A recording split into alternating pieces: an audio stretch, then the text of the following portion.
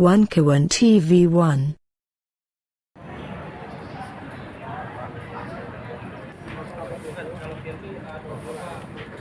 Assalamualaikum warahmatullahi wabarakatuh.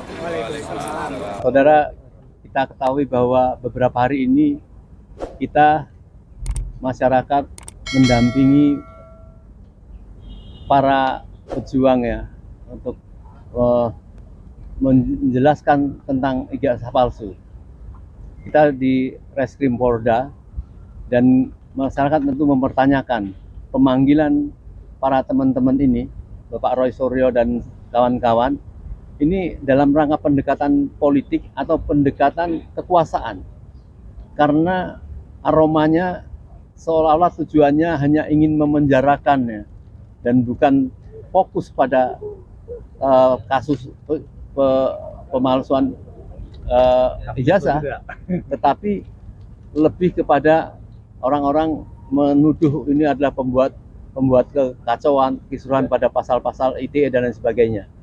Mungkin di sini sama bersama dengan beberapa tokoh UI, ya, UI Watch dan Bapak Marwan, kami mohon tanggapan awal. Ini menangkapnya seperti apa pemeriksaan ini? Diperuntukkan untuk apa? Gitu. Ya, makasih Om Lim. Assalamualaikum warahmatullahi wabarakatuh. Waalaikumsalam. Ya, jadi kalau kita bicara aspek-aspek kehidupan berbangsa dan bernegara, maka kita bisa paham tentang ada aspek hukum, aspek politik, aspek sosial, dan sebagainya. Nah, terkait dengan masalah ijazah ini, sebetulnya berangkat dari proses misalnya waktu Joko Widodo itu mendaftar sebagai wali kota di Solo. Nah, di sana dalam peraturan yang berlaku, undang-undang yang berlaku itu harus menyerahkan kualifikasi pendidikan misalnya. CV lah begitu kasarnya. Nah, ini sifatnya administratif, tapi juga ada aspek politik, yaitu bahwa ini sedang akan ada proses demokrasi pemilihan. Nah, ternyata dalam perjalanannya itu ditemukan waktu daftar jadi wali kota itu ijazahnya Dr. Andes. Ya. Di DKI untuk jadi gubernur mungkin masih Dr. Andes atau sudah insinyur. Tapi yang jelas waktu Pilpres 2014 dan 2019 itu jadi insinyur. Nah, ini kan data-data ini diserahkan secara resmi ke KPUD dan KPU. Jadi wajar kalau masyarakat itu bertanya, sebetulnya ini ijazahnya Dr. Andes atau insinyur. Itu satu. Yang kedua, wajar juga kalau bertanya, mana ini kopinya misalnya. Kok di KPUD dan KPU itu beda. Jadi hilang ini data. Gitu. Nah, karena ini negara demokrasi, wajar saja bagi rakyat. Kalau memang Anda benar-benar ijazahnya tidak palsu, ya kan, tunjukkan mana, jangan malah hilang. Nah, hilang ini jangan-jangan ada komplotan di KPUD dan KPU menghilangkan sengaja gitu. Tapi apapun itu, seandainya rakyat menuntut secara hukum, ya lewat proses di pengadilan, datang ke polisi, nanya, lalu pengadilannya benar, dia lakukan secara terbuka, apakah itu di PN yang di Solo atau yang di Jakarta, maka akan bisa terungkap sebetulnya memang ini asli gitu. Tapi kalau prosesnya sendiri tidak pernah dilakukan, yang ada adalah orang yang mempertanyakan itu justru ditangkap. Maka pendekatannya bukan pendekatan hukum lagi. Yang adalah pendekatan kekuasaan. Mentang-mentang berkuasa, jadi presiden misalnya waktu itu, maka bisa mengintervensi yang namanya pengadilan. Hakim-hakim itu bukan memproses, membuktikan di pengadilan ya, bahwa ini memang asli. Tidak ada proses itu. Yang ada adalah dua orang itu ditangkap, lalu dihukum 6 tahun. Siapa itu? Gus Nur dengan Bambang Tri yang mempertanyakan itu. Nah, jadi pendekatan kekuasaan politik otoriter itu sudah terbukti dulu waktu kasus Bambang Tri dan Gus Nur. Nah, sekarang ini kelihatannya akan kembali terulang. Terhadap siapa? Terhadap 5 teman-teman kita yang sudah dipanggil yang katanya itu untuk lebih kepada proses klarifikasi. Ya. Nah, klarifikasi kasus apa? Ini juga tidak jelas. Hanya disebutkan kejadian tanggal 26, 26 Maret. Kasus apa? Artinya bahwa polisi ini terkesan sekedar menjalankan perintah. Perintah siapa ya dicurigai dari Joko Widodo and gang misalnya.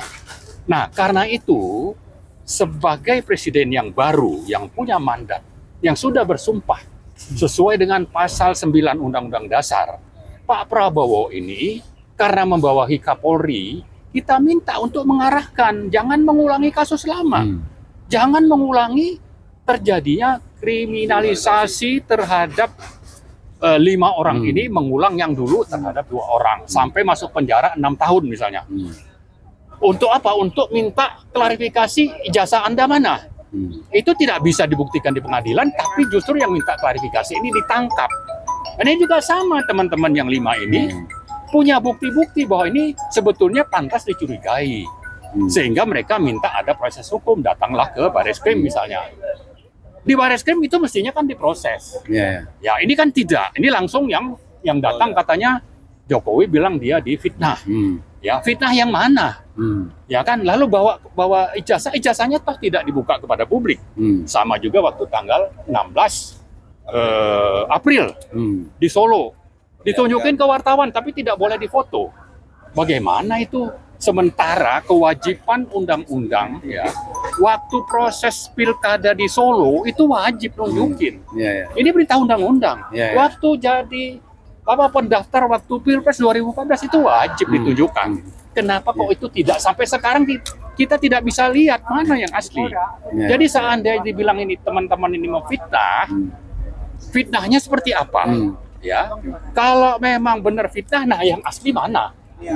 Ini tidak ada yang aslinya gitu, tidak kelihatan. Nah kita menyuarakan ini apa? Dalam rangka ingin menjalankan perintah Allah. Ya ini nahi mungkar. Jangan sampai nanti semua orang ditipu. 280 juta orang rakyat Indonesia itu tertipu. Nah kita tidak mau itu supaya hukum ditegakkan. Jangan menjalankan pemerintahan, kekuasaan dengan pendekatan politik kekuasaan, otoritarianisme, ya jangan seperti itu. Kalau seperti itu ya, saya kira ini negara untuk akan kemana nanti? Kita tidak mau seperti itu. Saya kira itu secara umum. Baik. Saudara, kita tahu bahwa salah satu keyakinan dari 5 sahabat yang sedang diperiksa di Polda kali ini, yaitu adanya dugaan masyarakat bermasalah pada ijazah itu didasarkan pada 2 hal. Ya. Salah satunya 2 hal. Pertama adalah masalah skripsi. Yang kedua adalah masalah KKN. Sehingga apabila terjadi keluarnya ijazah, katakan itu asli, itu pun sudah bermasalah. Inilah yang tentunya tadi kita tanyakan dari jawaban dari Pak Marwan tadi tentang pendekatannya ini pendekatan politik atau pendekatan kekuasaan. Ya, kalau pendekatan kekuasaan pantas saja target mereka pokoknya ingin memenjarakan, ini yang akan menjadi masalah apabila terjadi penahanan secara tidak adil. Mungkin ada dari UI Watch ya, ada Bapak Buyung, silakan saya kasih waktu sebentar. Assalamualaikum warahmatullahi wabarakatuh. Waalaikumsalam. Kondisi pada saat ini kalau kita lihat, ya, kondisinya sudah nggak benar. Polisi dalam hal ini Kapolri kayaknya sepertinya telah diatur ini semua. Dan kita berharap kepada polisi supaya jujur, ya, benar dan adil. Kalau mau dianggap sebagai polisi Republik Indonesia, dan kita berharap pada Prabowo sebagai seorang presiden yang punya mandat dari rakyat, yang telah bersumpah demi rakyat, demi negara ini supaya bertindak tegas. Jangan sampai hanya menjadi presiden omong-omong saja. Harus tegas bahwa saya adalah pimpinan di Republik ini, dan saya percaya, kami percaya Prabowo dapat berbuat dengan tidak melibatkan Jokowi lagi sebagai mantan presiden. Jangan sampai ada image Prabowo cuma mau jadi presiden omon-omon. Ya. Saya kira Ya, demikian. baik Pak Buyung. Mungkin mau menambahkan? Bismillahirrahmanirrahim. Assalamualaikum warahmatullahi wabarakatuh. Assalamualaikum. Saya Heru Purwanto dari UAS menambahkan bahwa kami di sini juga kembali akan mengingatkan Polri agar menjunjung tinggi slogan kami, yaitu Veritas Probabilitas Justisia, di mana kita perlu menegakkan kebenaran, kejujuran, dan keadilan. Jadi sekali lagi tolonglah Polri, kali ini adalah saat yang menentukan buat kalian. Kalau Anda semua menjunjung tinggi kebenaran, kejujuran, dan keadilan, maka rakyat akan percaya kepada Anda. Tapi apabila Anda kali ini terus saja melakukan seperti kemarin, maka jangan salahkan kami apabila kami akan benar-benar menolak atau bahkan seperti di negara lain membubarkan polisi di negara ini. Terima kasih. Baik Pak Maman, ada satu hal penting sekali Ya. bahwa analisa tentang itu ijazah bermasalah yang diberikan dari Roy Suryo dan Bapak Risman itu berdasarkan upload atau berdasarkan ijazah yang tidak pernah dikeluarkan oleh Jokowi, akhirnya dikeluarkan oleh dari partai PSI itu. Dan dari itulah maka dilakukan penilaian. Apabila ini dianggap melakukan pencemaran, maka tentu yang harus segera dipanggil dan diperiksa tentu ada Bapak Sandi itu Ya. yang dia mengeluarkan, dan kalaupun Dan dia menyatakan asli. ada terkena ITE baik pasal 32 atau 35 itu kan berdasarkan orang-orang yang mengubah, yang memalsukan atau dan sebagainya. Itu ada dia. Mengapa yang fokus sekarang ini dipanggilnya adalah orang-orang yang sedang membuktikan. Kata Pak Jokowi, siapa yang mendalilkan dia harus membuktikan. Nah, ini kan proses-proses pembuktian oleh orang-orang ilmuwan ini kan sedang berjalan. Ya. Ya, Pak Maman. Ya, saya kira pertama yang perlu kita catat adalah kalau hukum mau ditegakkan, yang pertama kali dipanggil itu ya tadi yang upload itu. Itu kan bukan Ya, ya. teman-teman yang 5, karena teman-teman yang 5 ini melakukan analisis sesuai dengan Ya, data yang betul. diupload oleh teman-teman PSI. dari PSI itu. Itu satu. Yang kedua kita catat, memang pada dasarnya kita meyakini ada kejahatan pemalsuan ijazah. Jadi pada dasarnya keyakinan kita nih, Ya. hakul yakin bahwa ijazahnya memang palsu. Cuma bagaimana mengcounter ini, maka dilakukanlah berbagai hal. Dan hal-hal ini bisa saja terbukti di belakang hari itu kebohongan. Jadi kebohongan ditutup dengan kebohongan, ada yang mengcounter, kebohongan ini diganti dengan yang lain. Jadi terus bertingkat-tingkat ini kebohongannya. Ya, Karena itulah ya, jangan menutupi kebohongan dengan kebohongan. Dan kita minta supaya pengadilan itu benar-benar dilakukan secara terbuka, objektif, tanpa Transparan. intervensi dan transparan sesuai dengan hukum yang berlaku. Inilah yang kita minta. Dan saya kira kalau dalam proses hukum ini ada keterlibatan dari Polri misalnya, ada keterlibatan kejaksaan misalnya, ya, atau lembaga penegak hukum lain lah. Ini semuanya, terutama Polri dan kejaksaan ini kan ada di bawah kendali Presiden Prabowo. Bagaimana bisa Prabowo membiarkan pimpinan dua lembaga ini menjalankan agenda-agenda dari presiden terdahulu, terutama untuk menutupi kebohongan, kedua untuk menangkap orang-orang yang sebetulnya bukan mereka yang harus ditangkap. Bagaimana kemana aja nih presiden kita yang namanya Prabowo? Nah dari situ kita bisa mengambil kesimpulan. Nah jangan-jangan dia ini cuma proksi, ada di bawah kendali Jokowi dan oligarki dan mungkin Cina. Nah kita tidak mau punya presiden seperti itu. Karena itulah kita mengetuk hati Pak Prabowo. Anda itu presiden negara Republik Indonesia yang penduduknya lebih dari 280 juta orang. Bukan presiden dari sekelompok orang Jokowi dan gengnya. Ya. Jadi tolong perhatikan ini dan rakyat akan berada di belakang Prabowo seandainya tadi dia bisa mengendalikan orang-orang yang ada di dua lembaga itu dan juga menciptakan terjadinya proses peradilan yang kita minta tadi supaya itu transparan, adil, terbuka, jujur dan sebagainya sesuai dengan aturan main. Baik, terakhir Pak Maron. Ya. apa harapan Pak Marwan atau penilaian Pak Marwan, harapan masyarakat dari pernyataan dari Barreskrim bahwa sudah menyelesaikan penelitian atau secara forensik ya, dari apa itu tentunya ijazah-ijazah tersebut dari beliau.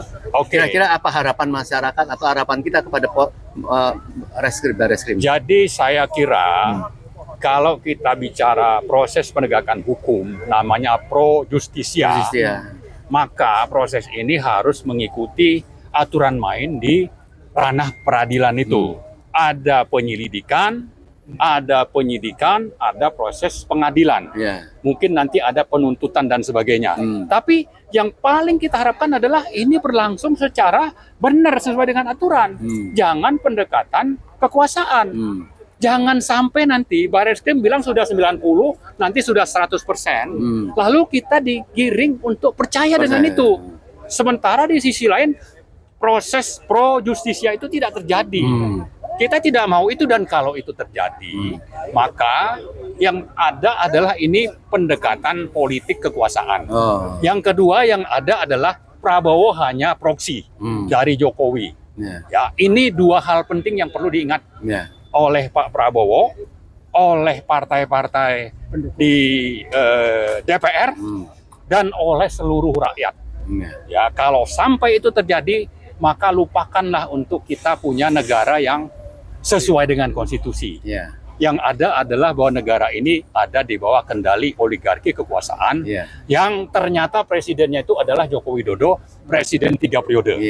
Nah, karena itu dua hal yang kita tuntut. Pertama, Prabowo supaya benar-benar menjalankan fungsi, tugas, janji sesuai pasal 9 Undang-Undang Dasar. Ya, yang kedua, kita ajak seluruh rakyat untuk bangkit melawan seandainya ini tidak terjadi. Dua hal ini. Mari rakyat pahami masalah ini. Kita bukan memfitnah, kita bicara fakta, kita bicara soal aturan main yang diatur dalam konstitusi, sekian banyak undang-undang dan sekian banyak peraturan. Kita ada dalam koridor itu. Kita bersuara seperti ini juga sama. Kita melakukan itu untuk apa? Untuk tegaknya NKRI secara berdaulat. Kalau itu tidak dilakukan, maka tadi kembali mundur saja Pak Prabowo. Mundur, dan DPR ini bubar sajalah. Ya, lalu yang ketiga, kita mari bangkit sama-sama rakyat ini untuk menumbangkan kejahatan sistemik ini. Baik. Pendek Pak Buyung, andai kata ternyata setelah pemeriksaan ini Roy Suryo ataupun Risman Sianipar kemudian ditahan, apa sikap yang akan dilakukan oleh masyarakat kira-kira, atau apa menurut pandangan Pak Buyung? Tingkat Pak ya. Kalau kami dari UI Watch, kita akan melawan. Kita ingin menunjukkan hukum itu harus sesuai pada jalur. Hukum adalah panglima. Hukum adalah panglima di negeri ini. Kalau nggak bisa juga ya lihat aja nanti. Ya, kita akan koordinasi lagi dengan adik-adik mahasiswa kita. Sebenarnya kami udah nggak pantas nih untuk seperti ini. Kita udah tua. Cuman kepala 7 ya. Ya. Cuman demi generasi yang akan datang, demi kedaulatan bangsa, demi pribumi yang harus merasa dirinya adalah pemilik dari republik ini, kita harus lakukan apa yang bisa kita lakukan. Baik. Oke. Baik.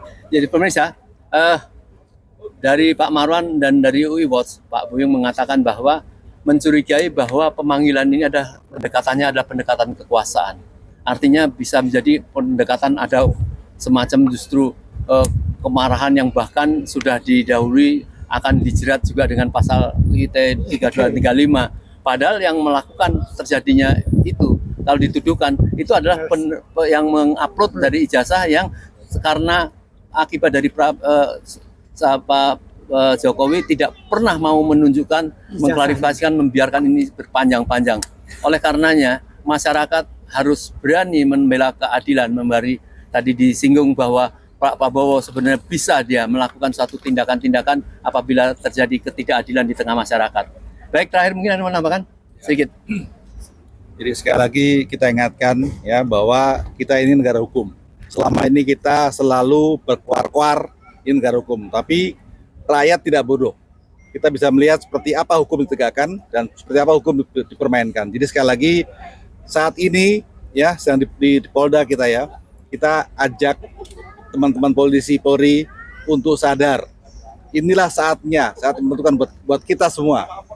Apakah Anda mau, kalau main bola ini final sekarang, ya final ini hari ini benar-benar. Kalau Anda nanti benar-benar mengecewakan hasilnya dan membuat keputusan yang salah dan asal-asalan, maka jangan salahkan apabila rakyat nanti akan melawan.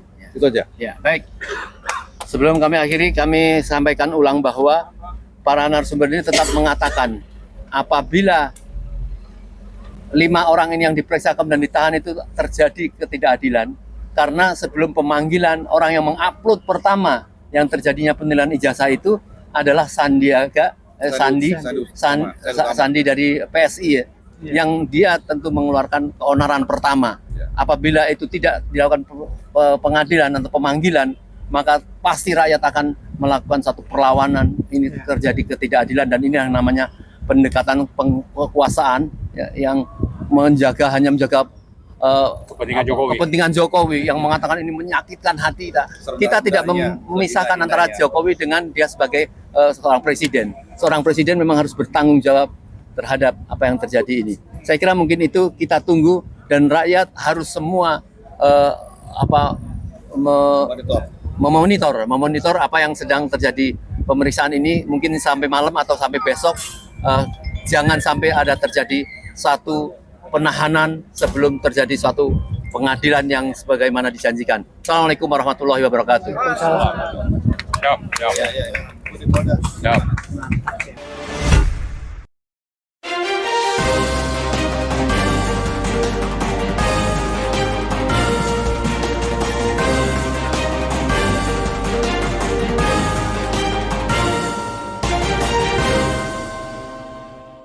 One K1 TV1